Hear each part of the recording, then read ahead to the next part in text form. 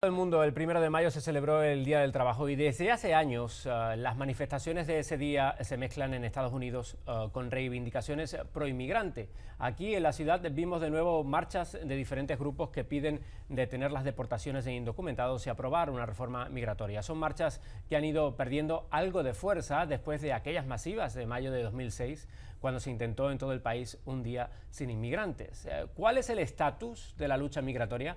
Porque han pasado 8 años y aún seguimos sin reforma.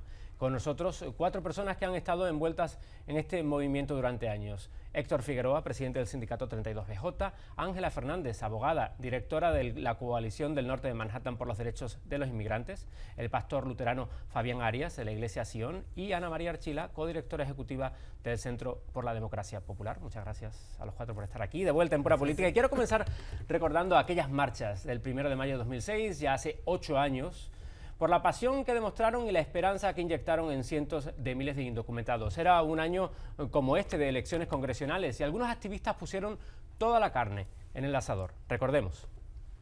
Transformar este poder político que hemos llevado a las calles a las urnas. Obviamente, las ciudades grandes como Nueva York, Chicago, Los Ángeles, son ciudades muy importantes, pero también tenemos que hacer lo mismo en otras ciudades, que son las ciudades pequeñas, donde quizá hay competencia y hay sillas del Senado o del Congreso que podemos tomar. Y de hecho ese año los demócratas tomaron el control de la Cámara de Representantes y lo mantuvieron durante 4 años y no pasó nada. ¿Decepcionada, Ana María? Claro que sí. No ha pasado la reforma migratoria que hemos estado, por la que hemos estado luchando tantos años, pero lo que sí ha pasado es un fortalecimiento del movimiento inmigrante increíble. En el 2006 estábamos celebrando el hecho de que la gente estaba saliendo a las calles. Hoy estamos, como las tácticas de nuestro movimiento son cada vez más poderosas, más militantes, realmente más valientes de alguna manera, y hemos logrado cambiar el debate sobre la reforma migratoria. Hemos logrado establecer la idea de que las ciudades deben y pueden proteger a los inmigrantes, de que los estados deben y pueden rechazar su participación en un sistema de inmigración roto. Y hemos empujado al presidente a crear un tipo de legalización para un grupo de jóvenes, más de 1 millón de jóvenes. Entonces, no hemos logrado la reforma migratoria, pero hemos logrado muchas victorias. Pero algo de decepción debe haber, porque recuerdo que en 2006 había mucha ilusión con que, bueno, en estas elecciones congresionales, si logramos que los demócratas tomen el control de la Cámara de Representantes con un presidente republicano, que era George W. Bush, y una Cámara en el Senado bipartidista con un acuerdo de reforma migratoria, lograremos la reforma.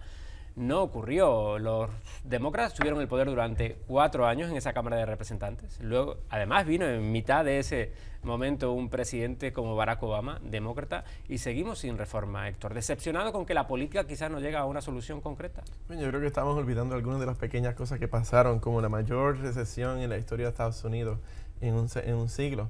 Yo creo que hay un gran alto sentido de decepción en la comunidad que nosotros expresamos con un mayor grado de organización. Comparto la opinión de Ana María. Y si tú miras los actores que están ahora presentes en el debate sobre inmigración, son más diversos. Han pasado medidas a nivel estatal, como la licencia de conducir en Maryland, en Washington, D.C., en Connecticut, y por ahí sigue la lista. Pero al mismo tiempo, la política del país se ha polarizado. Tenemos sectores de la derecha que están bloqueando en el Partido Republicano cualquier progreso de legislación, y al mismo tiempo tenemos demócratas que se sienten que tal vez haya otras prioridades en su distrito que quieran responder mejor. Tenemos que expandir el poder político y tenemos que alzar nuestra voz de una forma en que la administración tome medidas ejecutivas. No solamente el Congreso tiene que tomar partida, sino también la propia administración. Fabián.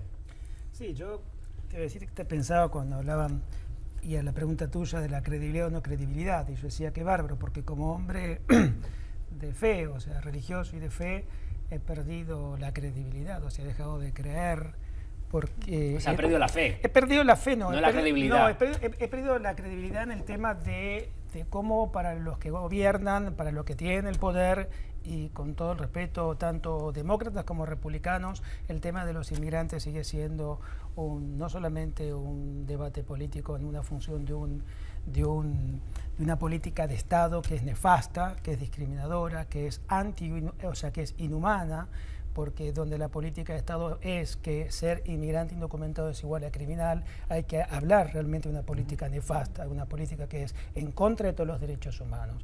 Entonces, hasta que no cambien esos discursos, hasta que no cambien esa política de Estado que está establecida, donde ser inmigrante es un Estado en el cual estoy en busca de los papeles y no me pongan categoría de inmigrante, hasta que no cambien esa política de Estado que está establecida, vamos a seguir precisamente con estos abusos terribles. O sea, es terrible que siga, por eso pierdo la credibilidad, porque sigue siendo el tema de los indocumentados, y el tema de la reforma sigue siendo una cuestión de conveniencias de los que manejan el poder económico en este país. Y los presidentes, que en este Obama, ante Bush y no sé qué pasará, seguirán negociando precisamente la dignidad de las personas, seguirán negociando los derechos de las personas en función de sus mezquindades económicas, porque es eso lo que está pasando.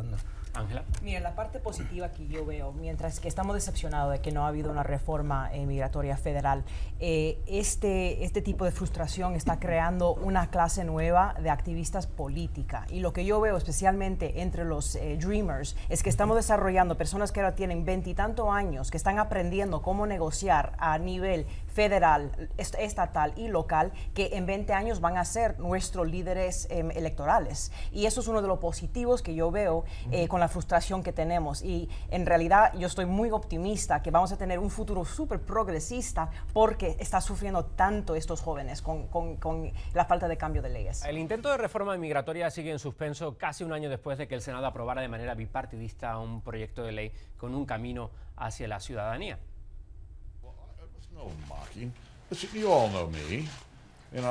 El presidente de la Cámara de Representantes, John Boehner, se reunió este martes con miembros de su grupo, el republicano, para asegurarles que no se había reído de ellos el otro día cuando, ante sus constituyentes en Ohio, hablando de lo difícil que era convencer a algunos de sus colegas de la importancia de una reforma, los imitó de esta manera. Oh, don't make me do this. Oh, this is too hard. Boehner se retracta, apaciguando los ánimos dentro de su partido y volviendo al guión oficial republicano. La razón por la que no quieren hablar de inmigración en la Cámara Baja, dicen ellos, es porque no se fían de que el presidente Obama vaya a implementar adecuadamente una eventual reforma. Siguen negándose a tomar en consideración el texto aprobado en el Senado. ¿Sincero Boehner o más bien mentiroso, Ana María? Digamos las cosas, llamemos a las cosas por su nombre. Yo creo que Boehner reconoce que sin una reforma migratoria el Partido Republicano a largo plazo tiene una situación muy difícil. Y yo creo que él también reconoce que a corto plazo, si el Congreso no actúa, básicamente le van a ceder una victoria al presidente, porque el presidente va a tener que actuar en un año de elecciones. Entonces yo creo que él realmente quiere que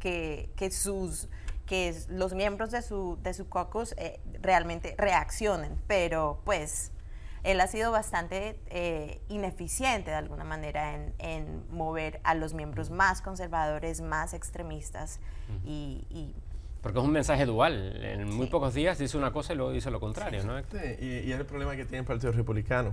Por supuesto que hay también sus trapitos que hay que sacar del Partido Demócrata, pero no debe haber ninguna duda. El problema con la reforma no estar pasando en el Congreso viene de la reacción republicana. Yo creo que también es importante señalar que el nivel de urgencia que tenemos ahora es mayor incluso que 10 años atrás. 60,000 niños menores que están cruzando la frontera, como Noemí Álvarez, que murió del Ecuador viniendo a este país. 2 millones de personas que han sido deportadas.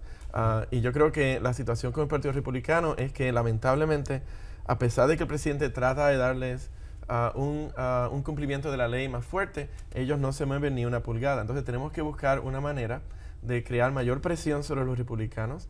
Nosotros damos la bienvenida a Peter King y otros que están ahora cambiando su tema. El representante de Long Island. De Long Island. Está empezando a reconocerlo, pero tienen que cambiar su melodía. Porque también es muy irónico que hablen de que no se fíen del presidente Barack Obama, de que vaya a implementar una eventual reforma, cuando el presidente Obama, Fabián, va a pasar a la historia por el momento como el presidente que ha deportado a un mayor número de inmigrantes. Sí, y aparte creo que también dentro de este...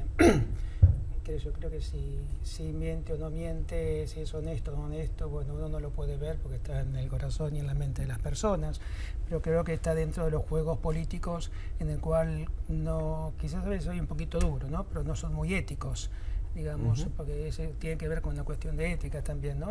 Y sobre todo sabiendo que hay un sector muy grande de la población que está viviendo una frustración muy fuerte y en el cual, por supuesto, también, digamos, el presidente se presta en cierta forma para todo un juego que tiene que ver en esta cuestión de la dignidad de las personas, ¿no? Pero sí, yo creo que bueno, que el presidente Obama está en una posición donde no tiene una, en mi perspectiva, no tiene un carácter político, así como pudo sacar una ley, que es la ley diferida, en el cual está favoreciendo a un pequeño sector de esta población de migrantes indocumentados. A los soñadores. Claro, pero que en cierta forma también genera un enfrentamiento entre la población inmigrante indocumentada, porque algunos pueden, otros no pueden, ¿no? Pero así como tuvo carácter político para eso, tiene carácter político para detener las deportaciones, o sea, tiene carácter político para poder enfrentar realmente ante los republicanos.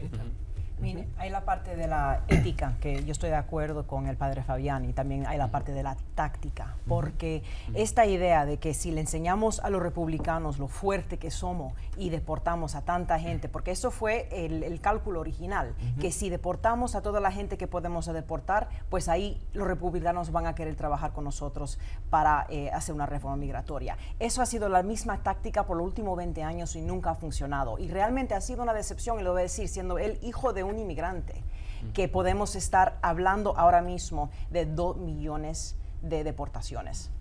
Bueno, tampoco ayuda, me imagino, ahora el caso del congresista Michael Grimm. The main point is I'm back to work, and that's exactly what I said I was going El to do. martes volvió a su despacho en el Capitolio. Está en libertad bajo fianza y enfrenta 20 cargos de fraude y autoridades también le acusan de haber empleado a trabajadores indocumentados. I want to see, a pathway to legalization that is fair and responsible. Pasado julio decía ante nuestras cámaras que deseaba una reforma que incluyera un camino a la ciudadanía para los indocumentados. La confianza de sus colegas más radicales ha sido ahora sin duda perdida tras estas acusaciones. Grimm dice que continuará en su escaño y optará a la reelección en noviembre, si bien ha abandonado el Comité de Servicios Financieros de la Cámara. ¿Pierde la causa migratoria, Ana María, un aliado en el bando republicano? Bueno, yo creo que Grimm no había sido el aliado más cercano a nosotros. Realmente hemos tenido que empujarlo muchísimo para que diga las poquitas cosas que ha dicho a favor de la reforma migratoria. Lo que sí es un símbolo de la hipocresía de muchos de los políticos y de los políticos del Partido Republicano, que se benefician personalmente de las leyes de inmigraciones que permiten la explotación de los trabajadores, porque él no solamente estaba contratando trabajadores, les estaba robando su salario. Y al mismo tiempo hablan, ¿no?, de que quieren hacer cumplir la ley. Entonces, yo creo que, pero también es un caso que muestra la realidad. La realidad es que nuestro país necesita la labor la mano de obra de los trabajadores inmigrantes. No solamente la necesita, sino depende de la mano de obra, tanto que este congresista estaba contratando trabajadores inmigrantes indocumentados. Yo creo que lo que va a pasar en Staten Island es que probablemente Staten Island de nuevo va a elegir a un demócrata. Tenemos que asegurarnos de que el demócrata sea alguien con el que podemos contar. No tuvimos las mejores experiencias con el demócrata anterior con respecto a la ley de salud, entonces tenemos que asegurarnos de que hacemos un mejor trabajo allí. Y el caso del que hablaba Ana María es que 2 empleados del restaurante Healthlicious, del que era dueño Michael Grimm, le demandaron en el año 2011 y tuvieron que lograr un acuerdo extrajudicial porque consideraban que no le pagaba los salarios que les correspondían. O sea que hubo que más o menos que terminar con un trato fuera de los juzgados, de los tribunales, para que Grimm pudiera acceder a pagar parte de esos salarios.